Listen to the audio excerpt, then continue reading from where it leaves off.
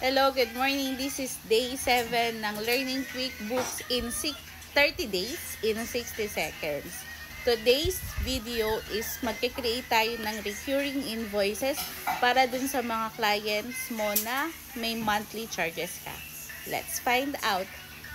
Hello, good morning. So, nandito ka na sa QuickBooks mo. Punta ka dito sa may sales. And then, punta ka rito sa recurring invoices. So, magsiset up tayo ng recurring invoice natin ngayon. So, magbibigay ka ng template para dun sa invoice mo. And then, anong type niya? Schedule lang ba siya? Reminder or unscheduled? So, I like to do it in a scheduled form. So, days in advance is 1 day. And then, customer.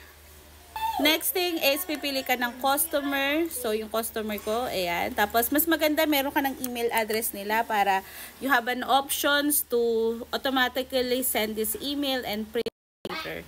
And then, pipili ka ng interval. So, sa interval, meron tayong 4 dyan. May daily, weekly, monthly, or yearly. So, I like on a monthly basis. So, on the day, kung kailan mo siya gagawin.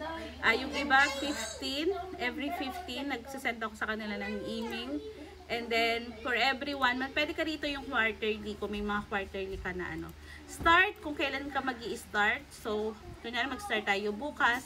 And then, kung meron kang end date, kung kunyari, 1 year or 2 years contract lang, pwede mo siya dyan ilagay. So, for me, nan muna.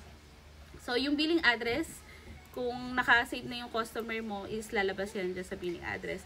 And then, the terms is due on receipt. And then, susunod is yung products and services. So, may nakalagay ako ditong services. And then, kung ano yung pangalan ng services mo, quantity, rate, and then amounts. Then, class na din. So, muna maglagay tayo dyan. So, 20,000. Yan. So, magsiset up siya ng ganun.